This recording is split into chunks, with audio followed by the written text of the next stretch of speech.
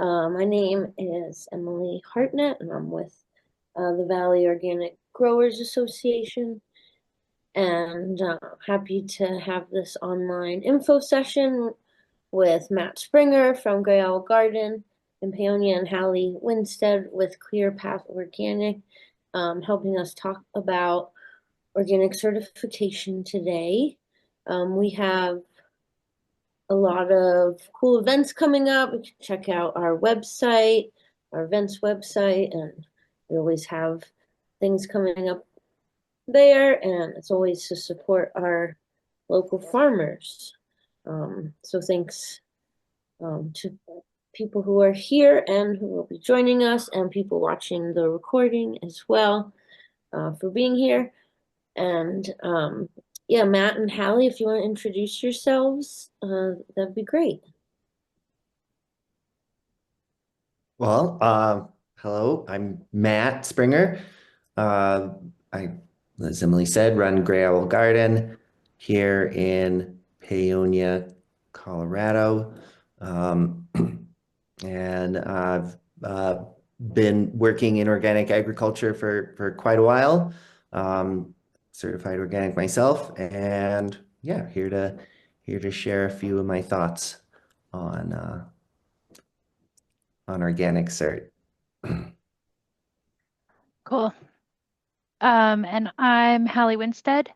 I work full-time as a reviewer, like a certification specialist, and the company I work for is CCOF. Also do consulting stuff on the side, helping folks get through the application process and answer any questions they might have about organic certification. So I'll do some basic stuff after Matt talks about his farm. Yeah, aside from what I already mentioned, farming here in Paonia, organic certification, uh, running Gray Owl Garden. So um, I grew up in Fairbanks, Alaska, and I got my start farming when I was a teenager. Although I eventually worked for several different operations, my main job was at Rosie Creek Farm, a 5-acre certified organic farm, growing produce and cut flowers for market. My boss had been pretty heavily involved in advocating for the establishment of the National Organic Program, and he took a lot of pride in being certified himself. Um, he would also get bothered by other non-certified producers claiming organic status. And I eventually became one such producer and would happily explain to customers at the farmers market that although I did not carry certification myself, my growing practices, surpassed organic standards in all sorts of grooviness. I was young, quite small scale, and I didn't need the man giving me a stamp of approval.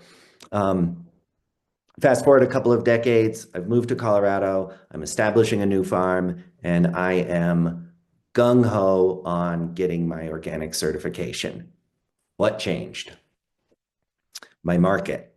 Had I decided to focus exclusively on growing for local markets, I might very well have decided to forego certification.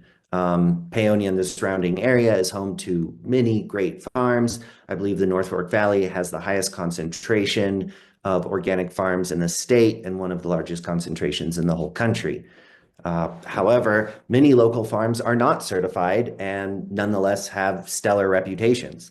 And that's one of the benefits of selling locally, because when buyers can have a direct relationship with growers, they can develop this trust that goes beyond what any certification can provide. And that's great. I'm going to get into why I chose certification, but I want to say that I do also sell directly to the local market, and I've never once thought to display or advertise my certification. If buyers are curious about my practices, they can ask me, but generally folks in my area put a great deal of faith into their farmers for good reason, and I'm proud to be a part of that culture. However, All those years in Alaska as a commercial produce farmer, I was also tending my own personal magical garden, and it was teeming with medicinal herbs. I love the beauty and diversity that those plants provided, and getting fresh medicine to people who need it is every bit as satisfying as getting food to the hungry. So, with a fresh start in Colorado, I decided I wanted to make growing for the wholesale medicinal herb market my primary focus. And to do so, certification was essential. It's just the nature of herbs that they're used in far smaller quantities than produce. So to make herb growing economically viable, you're going to have to access a much larger market than local sales alone can provide.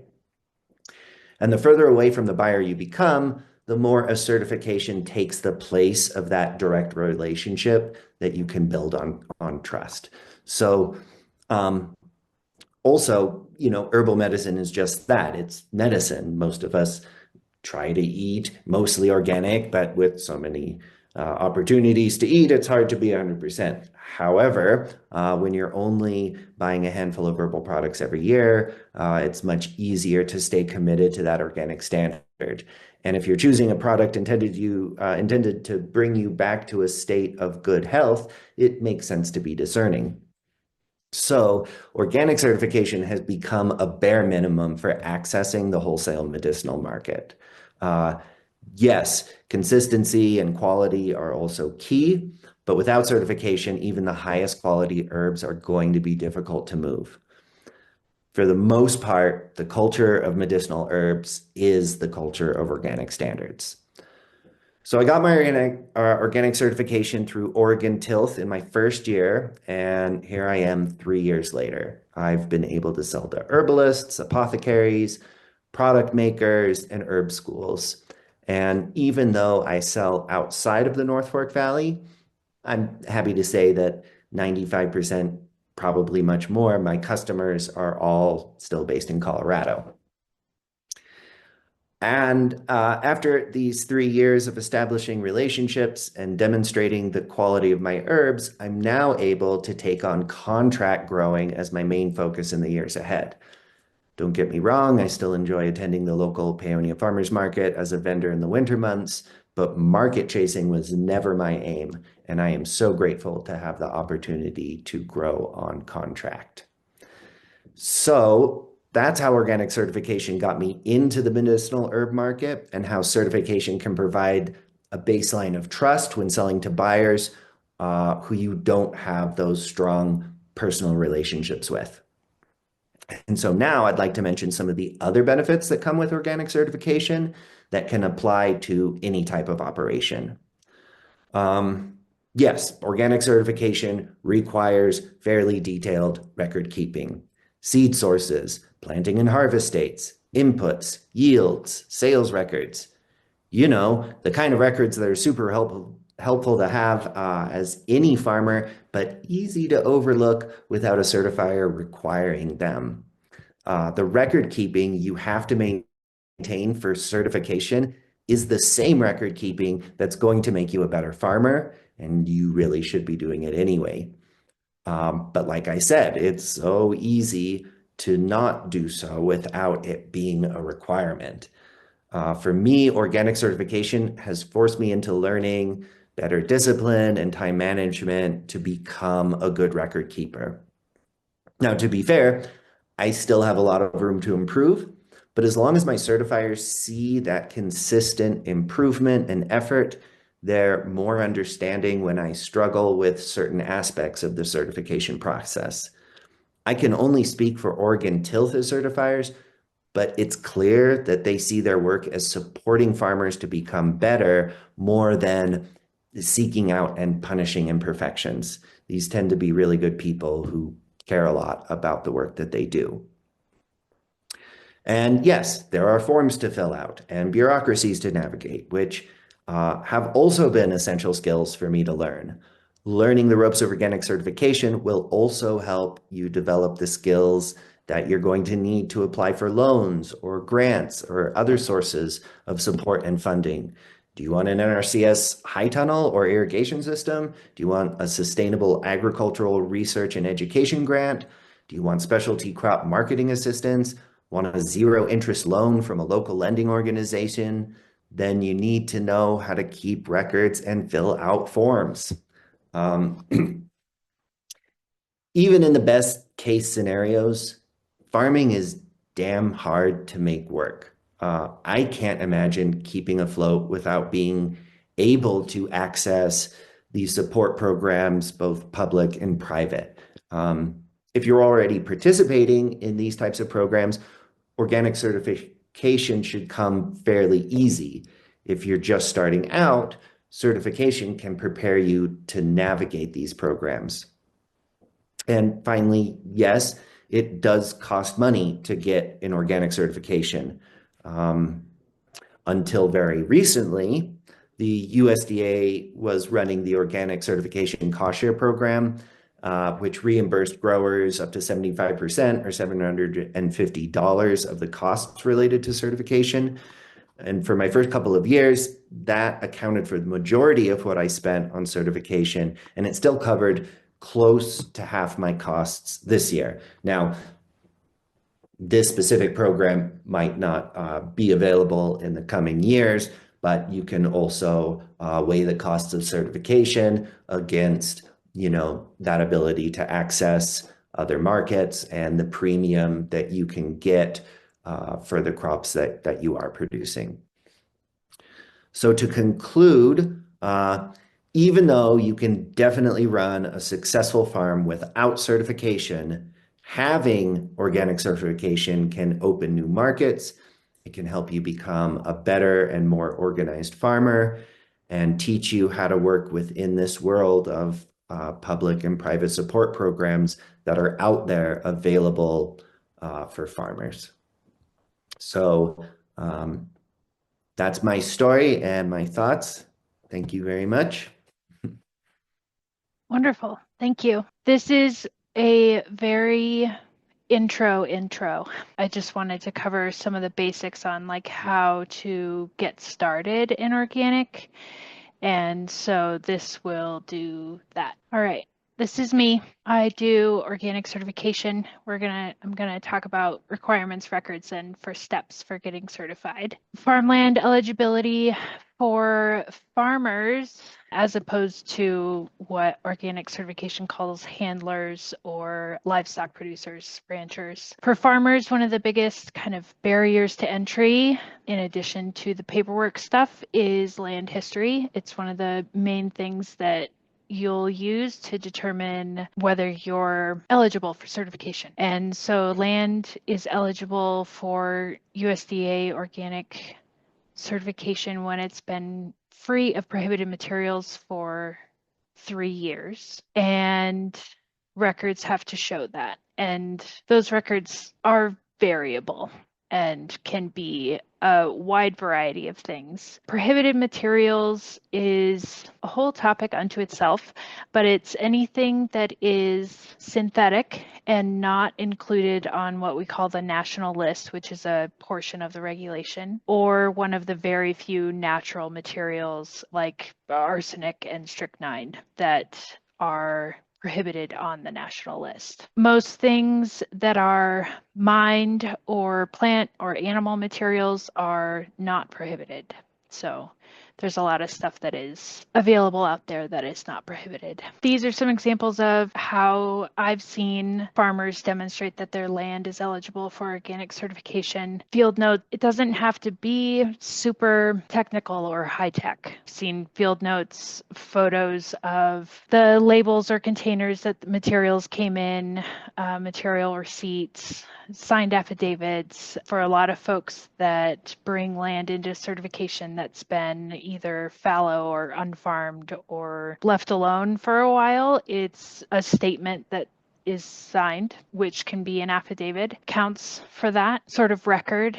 of land history. I've also seen a lot of folks that buy land and want to get it certified before they've been there for 3 years. And so that sometimes can be trickier depending on the relationship with the previous landowner or land manager. But these are some of the types of records that I've seen. Say if I bought 5 acres last year and I still need to have records or show my certifier what was applied 2 years for the 2 years before I bought the land. Again, this like affidavit can work that's signed by the previous land owner or manager. That sometimes can be tricky if it's not a good relationship, or if there are different sales situations that make it hard to obtain that sort of thing. I've also seen statements from the neighbors that have observed the land, and real estate records in terms of the agreements that were in place while the land was up for sale. So that is documentation, land history. Like Matt said, record keeping can feel onerous, and it's a great skill to build. And in terms of if you're interested in getting your farm certified organic, starting to kind of sketch out what the input records you will use and maintain, and in a format that is not too challenging to upkeep, that has input names and manufacturers. For example, Pyganic, but they have like a 5.0 and a 4.0, and it's manufactured by MGK. And so those would be the specific input and manufacturer names that I'm talking about. The dates that the materials were put on the soil, on the crops, on the land that you want to certify. That's application is considered when things are added, and the exact locations. Like if you just have an acre, then you can and you put the material everywhere, then that's not as necessary. But being able to narrow down if you have a lot of acreage or you manage some acreage different than others, like vegetable garden and orchard, and you do different applications in those two areas, then identifying I added this to the orchard on this date, or I added this to the vegetable garden on this date. Another thing that I have helped folks kind of demystify is choosing a certifier. There are a lot of certifiers. There's 42, I think, now in the United States that are accredited to certified to the USDA organic standards. And so sometimes it can be a little overwhelming to navigate that. All organic certifiers are accredited by the National Organic Program to implement the USDA organic standards. So we all basically do the same thing. We just have different prices and processes, and some certifiers specialize in different things, and some are bigger than others, and some are more regional. And one of the ways that I like to use is what's called the Organic Integrity Database. I really just Google Organic Integrity Database, and it takes you to this enormous database that lists all certified organic operations in and out of the United States that are certified to the National Organic Program standards. And then I type in the city or the state, and I'll just kind of scroll through and see what certifiers are sending inspectors to my area. And that is helpful because inspection costs can be the most expensive part of some certification. And if a certifier is sending inspectors to your area already, then your costs are going to be a little bit lower, and they're going to be a little more familiar with your bioregion and your markets and your neighbors. And so that's one tool I use. As I mentioned in the intro, I work for CCOF, and Matt mentioned that he's certified by Oregon Tilth, which is also called OTCO. This is another similar thing. I just looked for the state of Colorado, and there's a ton of certifiers, and I believe clicking on these blue links leads you to that like certifier page in the database, and then you can go to their website. And a lot of certifiers have really great new applicant support. where they'll answer your questions, give you a fee estimate, send you all the forms that you need. And so I wanted just to do a brief overview about what's in an application for organic certification and what the certification process is like. An application includes a contract which has your business information in it, your contact information, and a contract, which is basically I agree to pay my certifier to implement these regulations, and I agree to pay my fees and be nice and all the things that contracts say. And then the organic system plan, sometimes called the organic systems plan, also called the OSP, is a packet of forms, and each of the questions, the first form in the grower application is called seeds and planting stock, and it asks questions like, do you buy only organic seed? Do you buy some organic, some non-organic, some non-organic untreated, and then it'll ask you about commercial availability, like how do you look for organic seed before you decide you need to buy non-organic seed. Questions like that tie directly back to the regulation, which I could talk about the specifics of the regulations for a while on the nitty-gritty of that, and I'd be happy to. The OSP is similar to a farm plan or a business plan. It's just specific to the organic regulations and the organic requirements. The other two pieces that go in an application are your land information. So a map that outlines the area that you want to certify.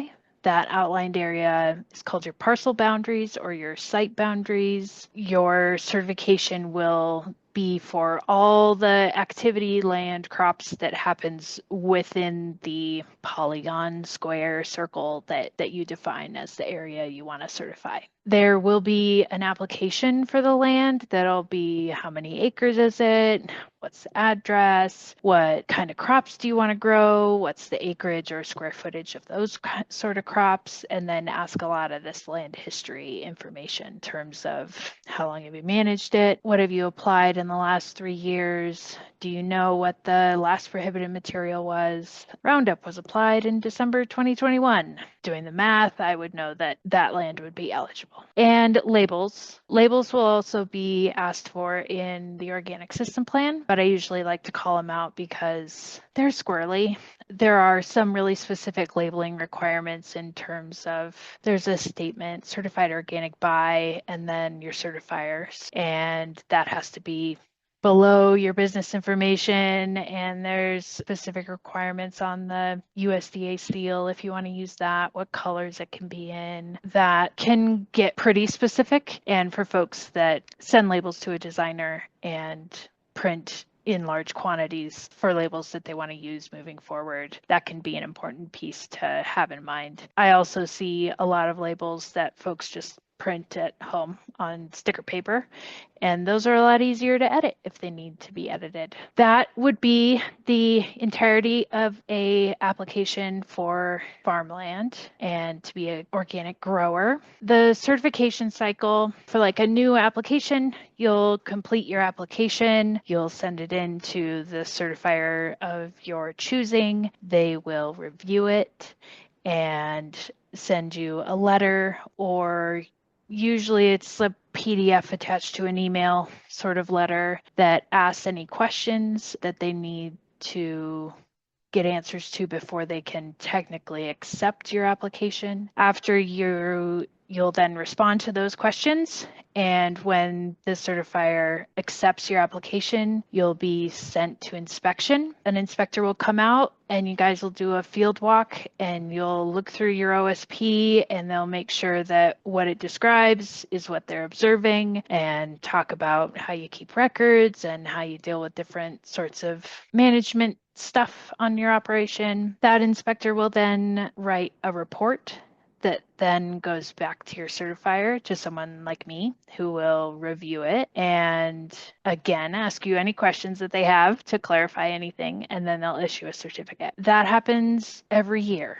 So every year there's a renewal out of an application, which kind of varies depending on what certifier you're using, but it will be, has anything changed? Are you planning on adding anything? Do you want to stay certified? You'll say no, no, yes, or yes, yes, yes. That's when some fees are due. Most certifiers have a certification fee that you pay at renewal or at application. And then they have an inspection fee, which is based on the number of hours your inspector takes to inspect your operation. One of the benefits of having good record keeping practices is that your inspection's shorter.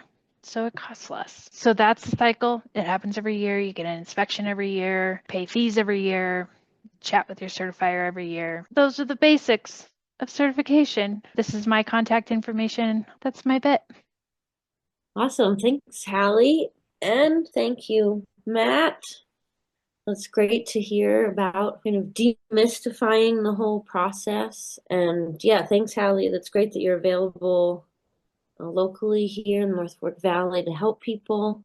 And Matt's available as well. You can find him around town and you can email him as well if you have questions in the future. Does anyone have questions right now for Hallie or Matt?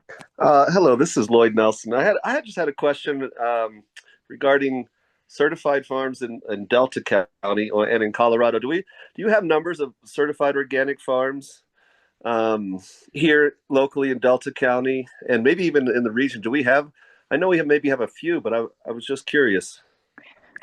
Let me I've got another screen. Let me pull it up. Do you wanna know like Delta or just Colorado? Well, I was curious about Delta in particular, and then Okay. Colorado in general. How many farms are actually certified?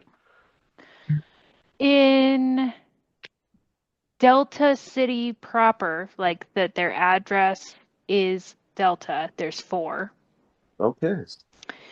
In Paonia, there's 10. Wow. Wow. I know. Amazing. I know. I think there might even be more in Hotchkiss. In Hotchkiss, there's 19. My goodness. What? I know. I know. It's a stronghold. There's a lot of fruit folks. There's a lot of stone fruit and fruit packing. I see a lot of those folks. And then in Colorado, there's 532. Wow. Amazing. Wow. And that does include like farms, and it also includes what we call handlers. So folks that like packing houses and Like Rogers Mesa Fruit Company. yeah. There. Uh-huh. Yep. Yeah. Wow. Another question, and I heard Matt reference that his farm was certified through Oregon Tilth, I believe. And is that the main? I know you mentioned in your talk that there was multiple certifiers, but is that the main one that people use around here, or is it very mixed? I don't know the numbers, but there are several other farms in the Paonia area that go through Oregon Tilth as well. Oh, okay. And so when you're scheduling or setting up those inspections, it's you kind of gotta, work with the certifiers, trying to coordinate as many visits on the same trip as possible.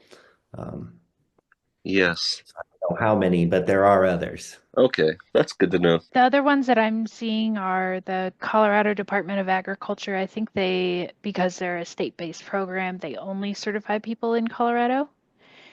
And then there's quite a few folks that are with CCOF and Where Food Comes From Organic is what I'm seeing Okay. a fair amount of. And so they each have like more than 3, which means that they're at least making one trip that you can jump on to lower your costs. Very good. Yeah. And like I know you mentioned it briefly, Hallie, but like what's the difference? Like how would someone pick one to work with? like Matt, what made you pick the Oregon tilth as opposed to the Colorado? I didn't think it through too much. I didn't look into a lot of different certifiers. Oregon Tilth, I think, was one of, if not the first certifiers in the country, and they have a pretty good reputation as far as certifiers go. Uh, Known for and I don't know how much variation in the standards technically, they're all adhering to the national organic program, the standards that are put forth by the federal government. But I think within that, maybe different certifiers have slightly different styles, and certainly different reputations. So I think I've had a great experience working with Oregon Tilth. They have a big staff. They're always available to answer questions. From their main office or offices, and the individual certifiers who have done the site visits have all been wonderful to work with. So I've had a really good experience with them, and they're also one of the best well-known of the certifying agencies out there. Very true. I think a lot of folks choose on vibes, what their neighbors, who their neighbors certify with, what they've heard about different certifiers. Some of the things that can sway people is fees, how they charge for, like how much it costs to submit a new application, how their fee structure is. Most certifiers now, the certification fee is based on your annual income from organic products or organic crops. And different certifiers like OTCO also have other programs for their members. They have, I don't know if OTCO does this, but there's some like financial assistance programs that CCOF offers. They have like a foundation arm, which I think OTCO does a lot of really great education and advocacy and policy stuff. So I think cost can be a decision-making factor, and then really like what you've heard good things about, whose website you like using. It can be a variety of reasons to or not to choose one certifier or another. Thanks for answering those questions. Does anyone else have questions for Matt or Hallie? Well, it's great to hear, Matt, that as a local producer, that it's really opened up markets for you to be certified organic, and markets kind of outside of the valley as well. A lot of times, when buying locally, when we know our growers, it's easy to come and see how the crops are grown, but to really be on national level of selling or statewide or towns outside of here, it's great to have that certification label so people can see that care has been taken to grow these things. So we will put a link to Hallie's information as well as Matt's information at Gray Owl Garden. And if anyone in the future would like to contact either of them, we'll have that there for you. Thanks, both of you, for presenting this information, for being here tonight. And is there anything else you'd like to say before we go? I am really happy to talk about certification or help with certification or answer questions. It's what I do all day, and it turns out the most fun part is talking to other people about it. So if there's anything that my nerdiness can help with, I would love to contribute. Awesome. That's so great. And it's a great resource because we do get people asking us, how do I navigate this? Is it worth it? And that's just so wonderful that now you're available to our members and to the local community and to the broader community, anyone. Yep. So yeah, thank you so much for offering that and yeah, being available and to answer those questions. And thanks to Matt for growing organic herbs and root vegetables and nourishing the community. And Matt's herbs are going out nationwide at this point. So that's great. We will say thank you so much to Hallie and Matt for being here. We'll post this recording on our website. Yeah, have a good evening. Thank you all. Thank you. That was very informative. Great. Thanks.